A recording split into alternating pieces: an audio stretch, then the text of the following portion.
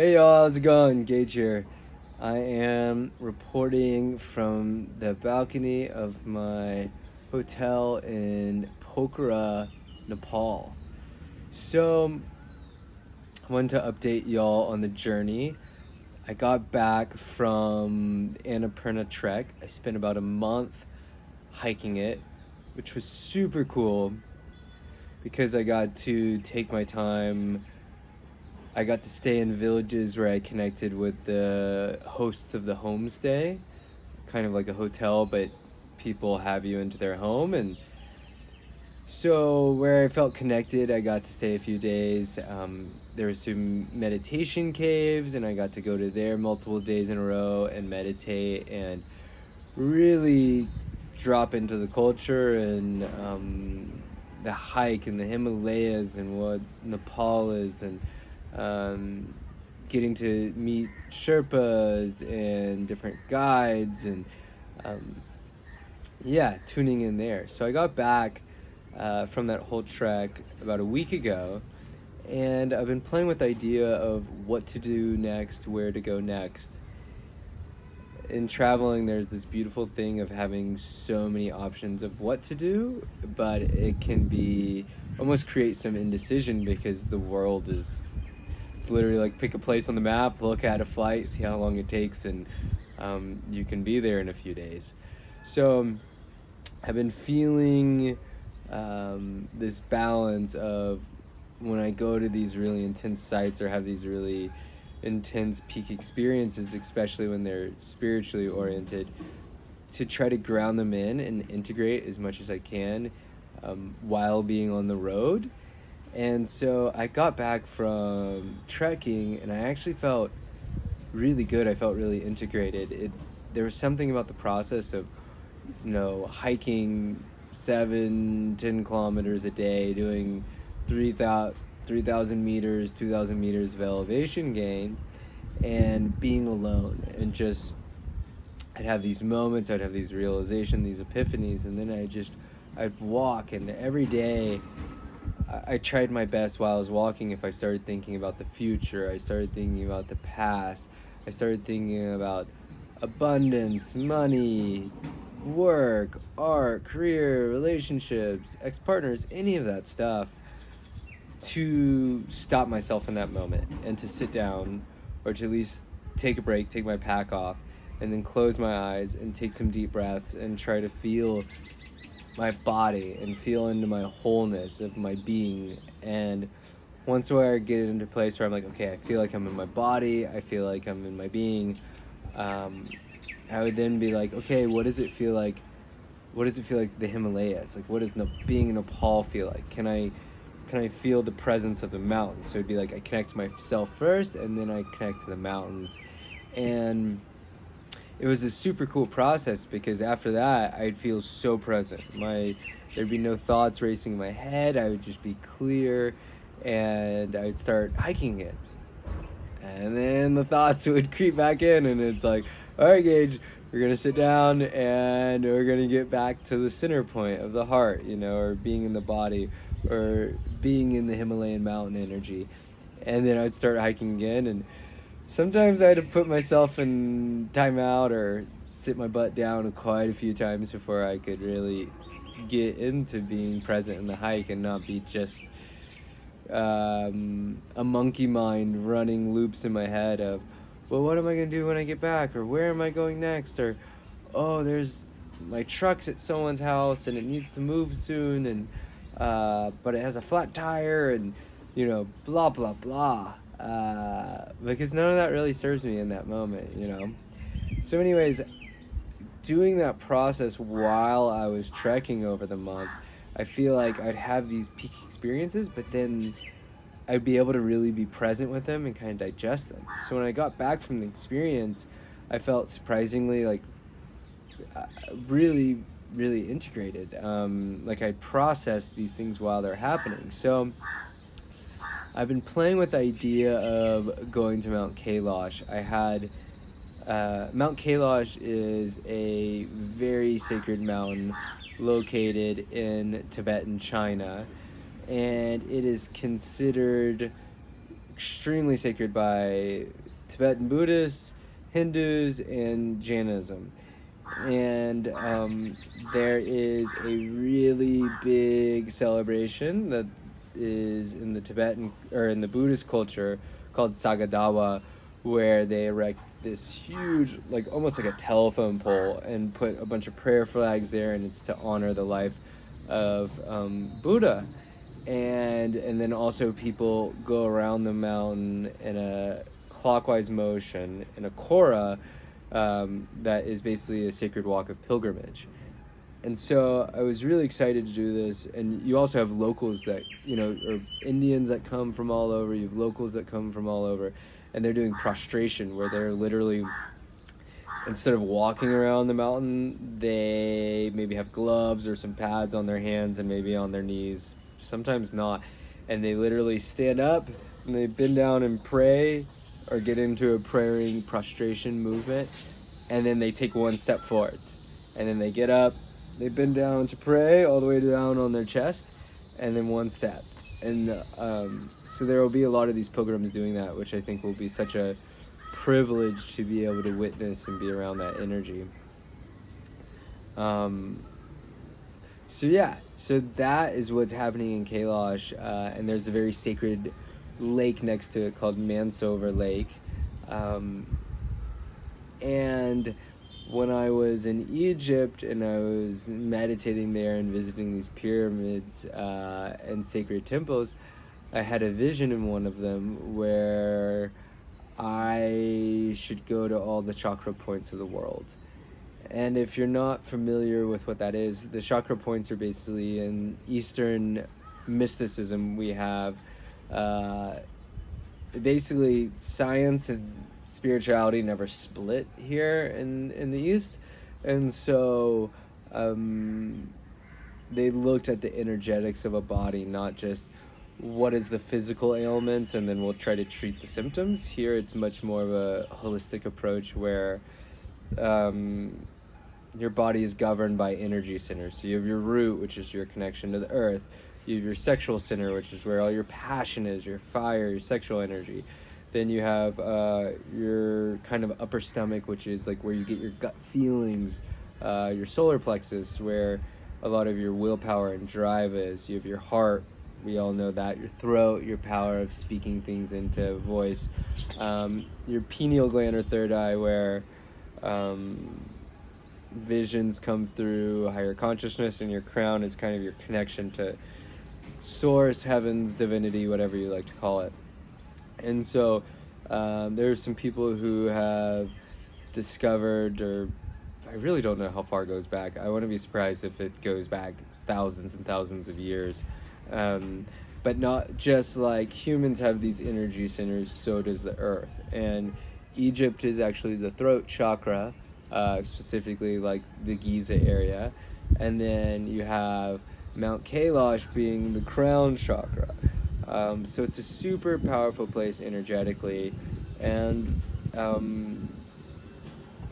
I've been really interested in going there. And so I've been really interested in visiting there and just experiencing what it's like to be there and doing meditation there. I waited a little too long to book a trip because going into Tibet, you're not allowed to go there as a non-Chinese or Tibetan person, nationality, without a guide. So you have to get a tour group if you're a Westerner. You have to have someone with you, basically escorting you through that country. And the visa process takes like 20 days, and while I'm traveling, my mood, my energy, my thoughts, what I'm interested in changes pretty rapidly, so I try not to plan too far in advance. And some of the tours I wanted to do, I was just not able to do because of time. But I was very fortunate to find one group I could join. They said I could join the group kind of mid-travel. Instead of being at the beginning of the travel, I would kind of catch up with them at the first third of the experience. And I went to meditate on it because I wanted to make sure that going now is the right time, instead of maybe going in 2 months with a different group. And so I go, I do some breath work, I just sit, I kind of drop into my body, and then I start feeling into the mountain, Mount Kailash, and I'm like, okay, let's feel into there, let's feel what it's like to be there, and just kind of imagining my being at that mountain. And so I started having a somatic experience where essentially I felt like my body was shaking, and I felt like a lot of energy was moving in my being. And when I have that, I usually know that's a big sign that there's growth there. And then also I started just kind of like a clairvoyance, or I started feeling the color green all around me. And I'm like, ooh, color green is growth. That's also a great sign. And I'm sitting there, and this just image kind of, my eyes are closed, and this image just flashes in front of my eyes, and it's this Nordic looking character, and it almost looks, it's corporeal, it almost looks kind of like a quote unquote ghost, where it's translucent and see-through, but it doesn't have any negative feeling. It's just this strong presence, and it's kind of looked to the side, it has this kind of staff thing, and it has this medieval looking clothes on. And I'm like, this is really interesting, because Mount Kailash is here in Tibet, and the Nordic culture is pretty far away.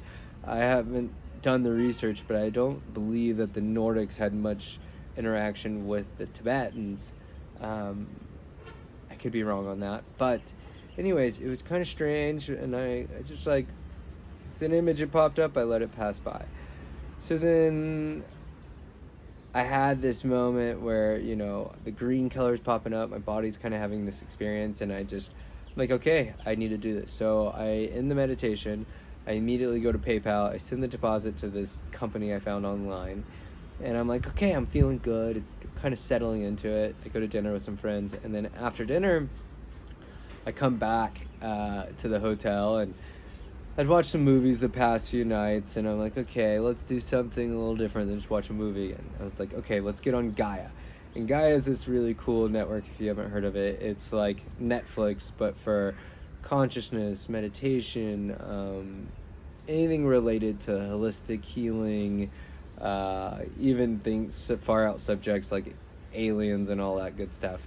But there's some really beautiful stuff on there. So anyways, I type in Kailash, because I'm like, well, if I'm going there, maybe I should educate myself more on it and see if there's any documentaries.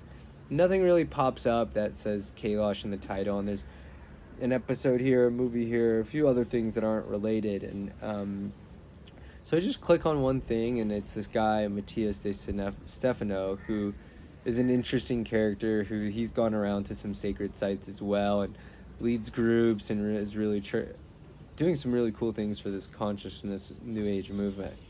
So I start watching this thing, and it's this program about him having this journey where he wants to follow the Kundalini, or follow the energy of the earth, and he wants to do that by starting in Antarctica, and then going up and meditating there, and then going up to Egypt, and then making his way through these different sacred sites in a big pilgrimage journey. I was like, oh, that's cool. Like, I was just in Egypt a few months ago. And then he went from Egypt to Kailash, and I was like, wow, that's so interesting. And he got this message from his guides, or from his intuition, that he needed to die, and part of him going to Kailash was to have this death experience. Death of ego, death of his body, and death of his soul. And I was like, wow, that's crazy, because on the Annapurna trek, I had this moment where I was stung by a bee, and as a child I was anaphylactic, like deathly allergic to bees, but I haven't been stung in maybe 20-25 years. But I have an EpiPen with me, and I had this crazy dark night of the soul where I'm literally my arm from here to here is swollen red, and I'm in this tiny village. No other Westerners, no other people that aren't Nepali are there. Some English is spoken, but not too much. And I have this crazy fever on my arm, and I get into this kind of fever trance where I'm trembling in bed. I can't get hot. I can't get cold. It's difficult to even get out of bed to use the toilet, and I call one of my friends from LA, and he happens to be a doctor, and he's like, no, I don't think you need to stab yourself with the EpiPen. It's been over, 24 hours. Just like ride this one out. And so I had this really crazy kind of near-death feeling experience. So I was like, wow, this really resonates that like I'm here, I'm going to Kailash from Egypt. I had this kind of already death experience in the Himalayas. Interesting. So then he starts talking about how he gets to Kailash, and right when he starts the Kora, the walk, he feels this presence of a Merlin. And I'm like, interesting. And he goes on to describe Merlin as a Celtic high priestess, or a person of high wisdom in the spiritual capacity in the Celtic tradition. And this image flashes on the screen, and I kid you not, it's this like white blue being that's like a Celtic with a beard. Is got his hair back kind of like mine. It's got a staff, and it just like boom flashes into my being, and I forgot that I even had the vision of this Nordic character. And when I saw that, it just like I instantly remembered this vision, and I'm like, holy shit, like this wow, this is like the same thing I saw. And like how interesting that we're both doing this like sacred sites kind of journey, and that I had a similar vision. And he said that this being basically told him that he was going to help him die and help him walk around this thing and walk around Kailash and basically have this death experience. And every time he experienced attachments to thoughts or whatever, this being would kind of pop up and be like, hey, release those. And I'm like, no way. Okay, this is crazy. So I keep watching, and before I watch this episode, I've been kind of playing around with the idea of where to go after Kailash, because I feel like my time in Nepal is coming to an end or transitioning. I've been here probably almost 2 months now, and I feel really amazing about my experience, and I feel ready to kind of take on the next experience. And so there's a side of me that's feeling like Europe has been calling, and I used to live in Vienna for about for about a year and a half, about 6 years ago or so. So it'd be really cool to connect with my people and my community in Europe. So as a part of that, I've been looking up what's going on in Europe, and one of my favorite musicians, Nils Fromm, is playing a series of concerts in UK and the London area. So I've been looking at that, and I'm like, oh, Stonehenge is there, and the summer solstice is coming up.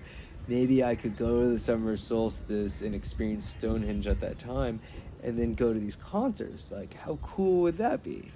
Okay, like, let's keep that as an idea, as a possibility of life. So that's been happening in the background. Meanwhile, I'm still sitting here watching this episode, like, can't believe the things that are happening. And as the episode progresses, he talks about going on this Kora, and he has this near-death experience, or this death-like experience. And then after that, he says that he gets this vision that he has to go to the UK, go to England, and go visit every single stone circle there, every stone ruin site on England. And I'm like, no way. Like, the corporeal figure, this Celtic character, who I also saw a similar type being, is telling him to go to the UK. And here I have been looking up flights to England, looking up, concerts and where I can go to Stonehenge, all the logistics. And it blows me away. So anyways, I watched the rest of the episode, and I'm sitting there, and it just all comes together that my decision to follow the intuition to go to Mount Kailash is it's the right move for me. It's the right time. And I was a little unsure about it before the meditation, but after the meditation, and then after having all these signs come in from the universe, I just feel like that's where I should be. So I bring this up and tell this whole story because a lot of my journey has been this absolutely crazy experience. And I have so many of these situations where synchronicities, you can call it from God, the universe, Allah, whatever you want to name it, some higher thing bigger than me is putting these in my path and kind of directing me along this journey. And it's just such a wild experience to get these confirmations and to, have these thoughts and be unsure, and then, you know, bump into someone you haven't seen in 2 months that you met in a different country that then gives you a piece of information that then confirms the thing you were thinking in your head. And being in a foreign country where I'm really open, I have no real plans, and being more open to the flow of life, I don't have a routine. I'm taking on a little bit of work here or there, doing illustrations for a book of poetry or working on an album cover, but I'm not doing everyday working here. So I have this really awesome opportunity to kind of experience life without expectations, without routine. And life has just been throwing me these absolutely incredible journeys, missions, these signs that just, I feel like God or the universe, the world is just talking to me. And it's like this open conversation. And that's part of the reason why I'm filming this now. I thought about filming this series and I was like, no, don't make your experience about a YouTube channel, about a TV show, about writing a book, etc. Like, just be in the moment. But it kind of seems like the moment's been telling me to film some of my experiences. And so I think as I go on this journey, after I have these experiences, I'll kind of talk about them on camera and then I'll decide what to do with them. But I share all this because I know back in life in America, doing my routine, get up, meditate for an hour or two, eat breakfast, work for 7 to 8 hours, then go exercise, then maybe socialize if I have some energy left, then eat dinner, go to bed, and rinse and repeat. Weekends do something different, etc. It's really easy to kind of close yourself off to possibilities, and so being here and have the space and the time and the abundance and just the blessing of the opportunity to do this, I feel like so much more is coming in to push me out of my comfort zone, to open me up, to have a conversation with the universe. And so I guess my message, one, is like, wow, this shit's crazy. But more importantly, for anyone watching this, I think it's like, how can you go about, and it's a reminder for myself, like, how can I go about being a normal life and yet being open to things that take me out of my normal routine? When something a little chaotic or wild, or I have this little hint or this gut feeling to do something that I wouldn't normally do, to honor that. And if a stranger comes up and talks to me on the street, not being turned off or being like defensive or, I don't really want to talk to this person, I don't know this, being really humbly open to any way the world wants to speak to me.